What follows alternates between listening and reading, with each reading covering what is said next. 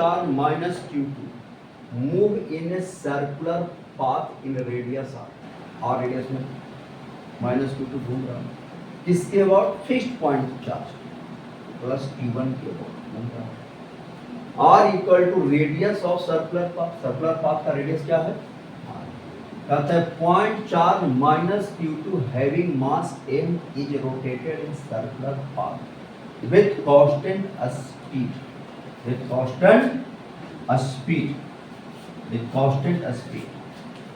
around fixed point charge Q1 as shown in figure. ठीक है? Find a speed of point charge minus Q2 with time taken by point charge in one revolution. Point charge minus Q2 in one revolution. एक चक्कर में कितना समय लगेगा time kinetic energy of point charge minus point charge जाता है v speed से घूम रहा है इसका स्पीड v क्या होगा ये पहले फाइंड करना खासकर इस तरह के क्वेश्चन जो इलेक्ट्रोस्टैट को मैकेनिक से अटैच करता सर्कुलर मोशन से अटैच करता ऐसे क्वेश्चन जे मेन और एडवांस में जनरली पूछे जाते हैं तो ऐसे क्वेश्चन का सॉल्यूशन अब देखिए कैसे आप सॉल्व करेंगे आखिर ये पॉइंट चार्ज जो है ये Q1 जो है अराउंड जो है वह Q2 रोटेट कर रहा है हम जानते हैं कोई पार्टिकल अगर रोटेट करता है कांस्टेंट स्पीड से इस पार्टिकल के पास सेंट्रीपिटल एक्सेलरेशन आ जाता है और सेंट्रीपिटल एक्सेलरेशन होने के लिए सेंट्रीपिटल फोर्स चाहिए न्यूटन सेकंड लॉ कहता है बिना एक्सेलरेशन बिना फोर्स के किसी बॉडी में एक्सेलरेशन हो ही नहीं सकता इसका एक्सेलरेशन अगर सेंटर के डायरेक्शन में है तो सेंट्रीपिटल फोर्स लग रहा है तो सेंट्रीपिटल फोर्स कौन सा फोर्स लगेगा इलेक्ट्रोस्टैटिक फोर्स लगेगा ये चार्ज इस चार्ज को अट्रैक्ट करेगा इस इलेक्ट्रोस्टैटिक फोर्स की वजह से चार्ज पार्टिकल जो है इस सर्कुलर पाथ में क्या करते रहेगा रोटेट करते रहेगा and electrostatic force as a centripetal force a number resultant force towards the center mass into centripetal acceleration resultant force towards the center क्या होगा k q1 by radius r square plus minus है ना तो attract करेगा m speed v square upon r circle गया तो k q का root हो जाएगा तो क्या निकल गया स्पीड निकल गया अब हो जाएगा b नंबर टाइम पीरियड क्या होगा t equal to 2 pi by 2 pi r distance speed पता है ना तो 2 पाई अपॉन v तो टाइम क्या हो जाएगा 2 पाई r भी निकाल चुके हैं root under k q1 upon क्या हो जाएगा 2 पाई ऊपर चला जाएगा rm इंटू q1 इंटू हो जाएगा इसको अंदर ले जाएंगे तो इतना ही रहने दीजिए ठीक है अब जो है पूछता है काइनेटिक एनर्जी क्या होगा काइनेटिक एनर्जी क्या होगा kinetic energy equal to half M तो हाफ एम भी कितना है निकाल चुके हैं के q1 अपॉन r तो क्या हो जाएगा के का वैल्यू रख दीजिए q1 अपॉन m से कैंसिल हो जाएगा है ना 8 पाई एप्सिलॉन नॉट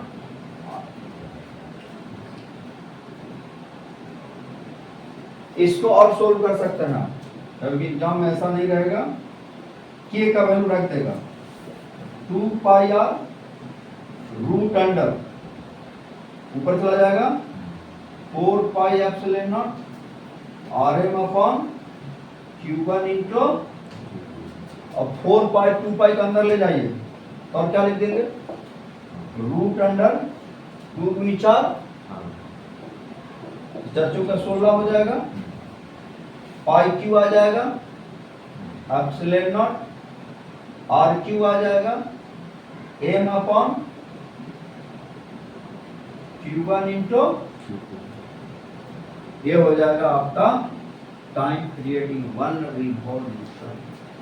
ऐसा आंसर लिखा हुआ मिलेगा, समझ गया। 2 पाई के अंदर ले जाएंगे 2 का स्क्वायर 4 हो जाएगा तो 16 पाई का स्क्वायर होगा, पहले से पाई है पाई क्यू एप्सिलॉन नॉट आर अंदर जाएगा तो आर स्क्वायर आएगा, पहले से आ रहा है Q1 इंटू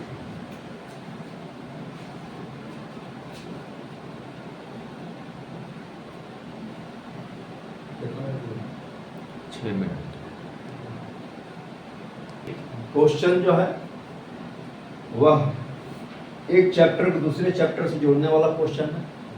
यहाँ कूलम्स लॉ भी एप्लीकेबल है इस क्वेश्चन में, और प्लस जो आप मैकेनिक्स में जो 11th में पढ़े थे उसका भी इसमें एप्लीकेशन है।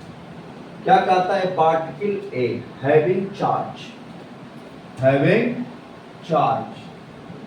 Of 2 × 10⁻⁶ coulomb and mass 100 gram is placed at the bottom of a smooth inclined plane of inclination 30 degree. एक inclined plane है जिसका inclination कितना दिया हुआ है 30 डिग्री। इसके बॉटम में एक पॉइंट चार्ज रखा हुआ है जिसका मास क्या रहा है 100 ग्राम है, और इस पर चार्ज कितना है Q equal to 2 × 10 to the power capital 2 × 10 to the power -6 coulomb का चार्ज। कहता where should A particle B, particle A के बारे में कह रहा है। Particle B having same mass same B placed having same मास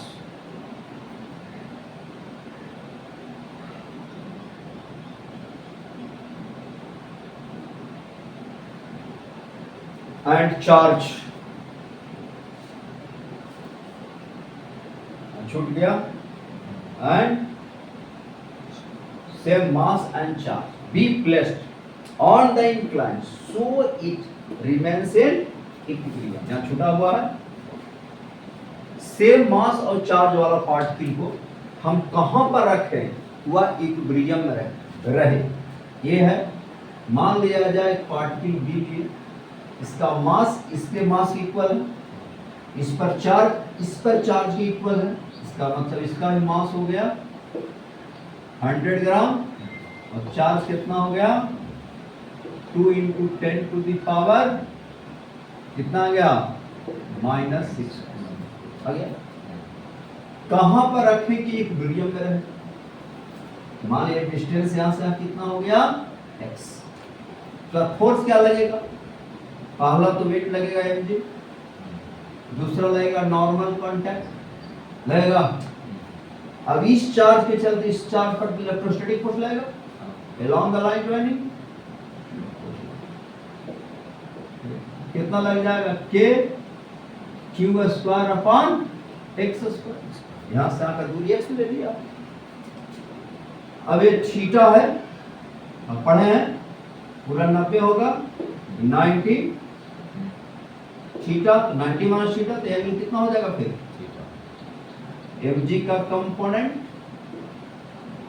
mg cos थीटा, और इधर क्या हो जाएगा mg sin थीटा। अब इक्विलिब्रियम के लिए क्या करेंगे, दोनों को इक्वेट कर देंगे। This direction take x axis at equilibrium. Resultant force along x बराबर क्या हो जाएगा? mg sin theta equal to kq square upon x square. मास दिया हुआ 100 ग्राम माइनस 3 जी कमांड 10 ले लीजिए. साइन दिस इक्वल टू के 9 into 10 to the power 9 q square 2 into 10 to the power और मास है 100 ग्राम 10 minus 3 sin this 9 into 10 to the power 9 charge कितना है 2 into 10 to the power minus 6 upon solve करना है. ई से ई से कट गया 1/2 9 into 10 to the power 9 4 into 10 to the power minus 12 x square equal to 8 into 9 into 10 to the power minus 3. तो क्या आ जाएगा x square 3 into 4 2 into 10 to the power. तो क्या होगा x बराबर 6 into 10 to the power minus 1 into 0 point होगा ना इतना. चलो लिख लीजिए. तो रूट वैल्यू ऑफ 0.2 तो है अप्रोक्स वैल्यू क्या आएगा 0.45 0.10 तो क्या हो जाएगा x equal to 0.6 into 0. x बराबर क्या आएगा 6 × 5 30 और 6 × 24 27 आ जाएगा. इसको सोल्व करिएगा तो x बराबर लिख सकते हैं 27 सेंटीमीटर मान इस चार से इस चार की दूरी लगभग 27 सेंटीमीटर होगा. तो यह चार्ज क्या रहेगा रिमेन्स इन इक्विलिब्रियम. समझ गया. Two identical charged particles are fastened to the two ends of the spring. or a spring constant 100 Newton per meter and natural length is 10 centimeter. कहता the system rest on a smooth horizontal plane if the charge on each particle प्रत्येक particle पर charge 2 into 10 to the power 8 coulomb दे दिए. find elongation in a spring in elastic limit at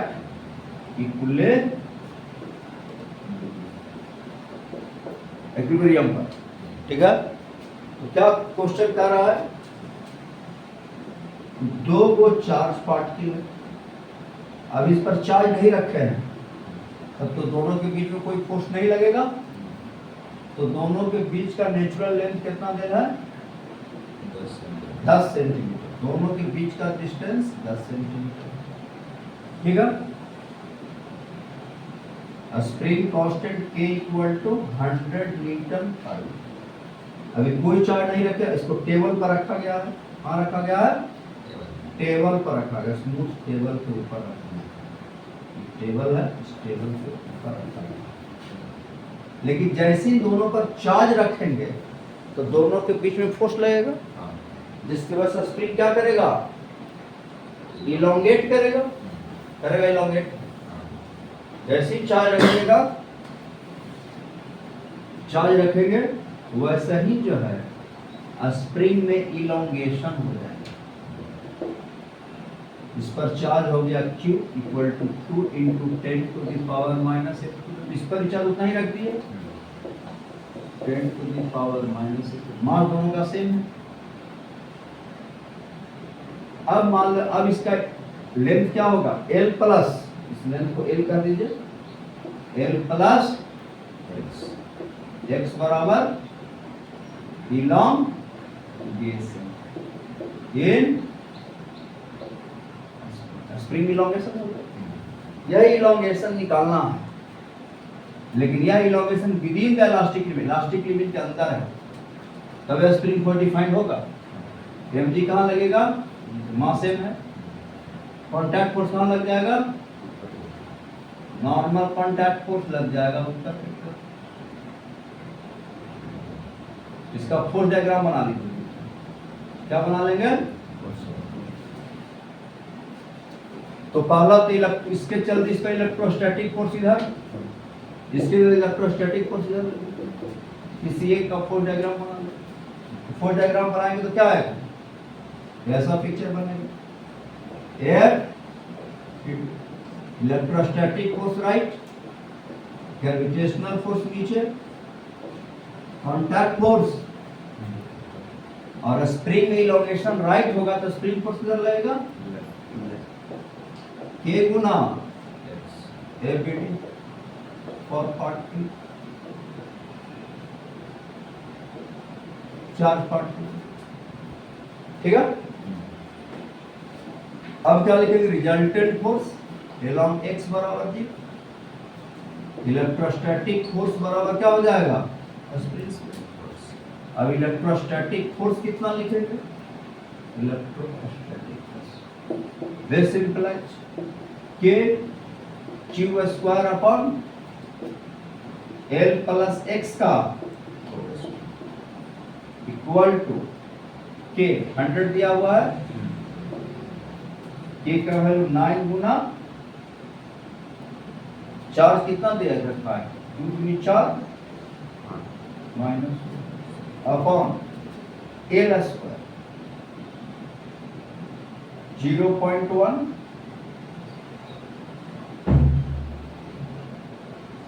100 into, अब इसको solve कर लीजिए। क्या होगा, 9 चौका 36, 10 टू द पावर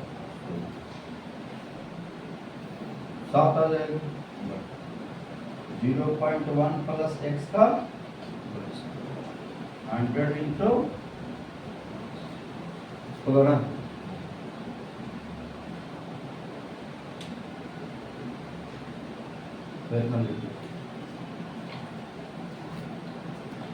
0.1 के रिस्पेक्ट में x जो होगा और क्या होगा, छोटा वर्ग होगा, क्योंकि नेचुरल लेंथ इसका ये 0.1 मीटर दे रहा है, उससे तो छोटा ही होगा।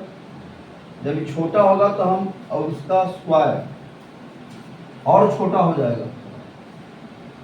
Here x much smaller than 1, समझ गए, जिसके वजह से इसको क्या कर देंगे हम लोग, निगलेक्ट कर देंगे।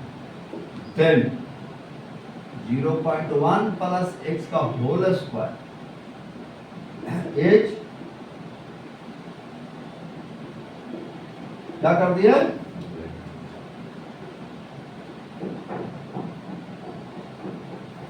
निगलेक्ट कर दिया। हम निगलेक्ट कर देंगे तो क्या हो जाएगा, सॉरी, तब इसको x को निगलेक्ट कर दिया, x को निगलेक्ट कर देंगे क्या बच जाएगा, 6 10 टू द पावर -7। x को निगलेक्ट करेंगे तो ये वैल्यू बहुत छोटा है, 0.1 का स्क्वायर 100 इंटू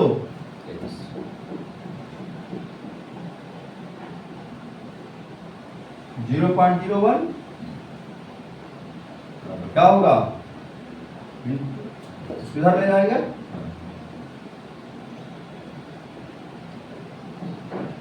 आ जाएगा 3.6 गुना 10 टू द पावर, हम ये लोग इसको निगलेक्ट कर दिए, x को निगलेक्ट कर दिए।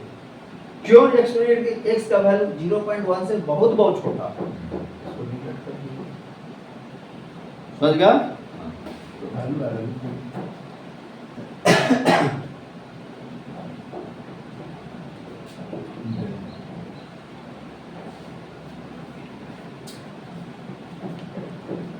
each having the mass m, दोनों बॉल का मास m है, and charge q, दोनों पर चार्ज क्या है, q,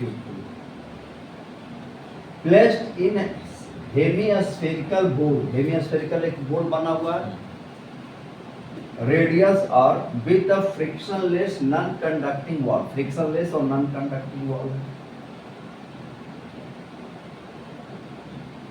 The ball move and at equilibrium, ball जो है मूव कर रहा है और इक्विलिब्रियम पोजीशन में. The line joining the balls in the horizontal at the distance between them is r. दोनों जो लाइन ज्वाइन कर रहे हैं वो हॉरिजॉन्टल डिस्टेंस कितना है, r.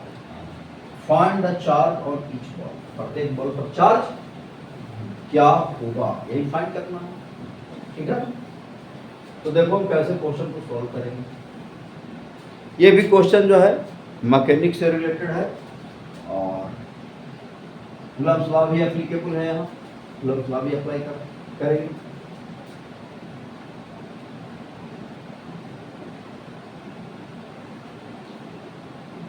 तो बॉल, दोनों बॉल इक्विलिब्रियम में है, तो किसी एक बॉल का इक्विलिब्रियम चेक कर लो. इक्विलिब्रियम रहने के लिए क्या क्या होना चाहिए, रिजल्टेंट फोर्स 0, तो बॉल पर लगने वाला फोर्स एपीडी फॉर बॉल क्या बनाएंगे, एपीडी. बॉल ऐसे है, यही ना है बॉल. नॉर्मल कांटेक्ट फोर्स पहले जानते हो, सेंटर की तरफ लगेगा,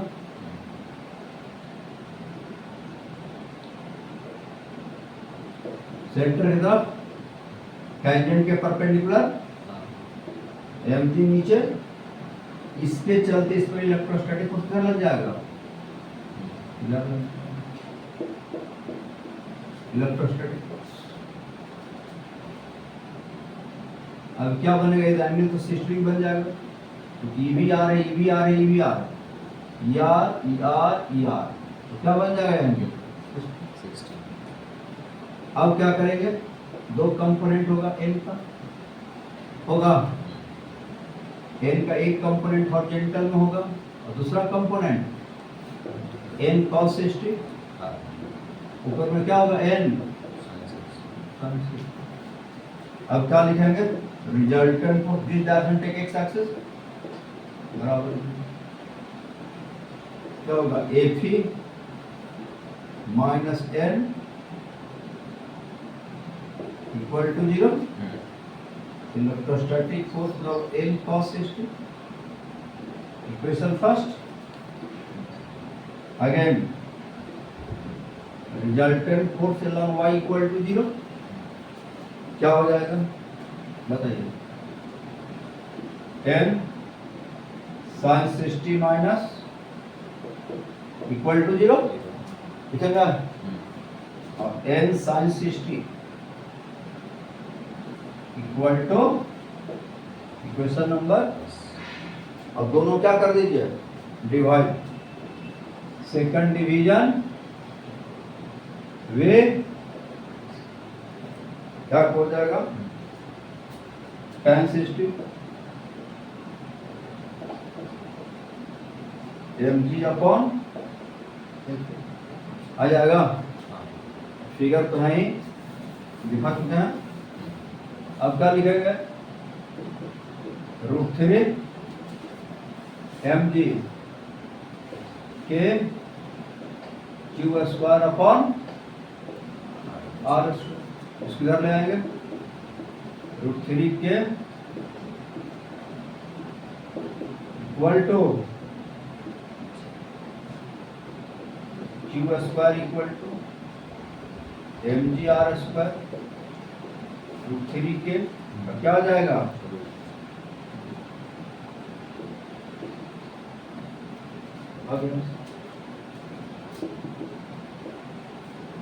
this answer.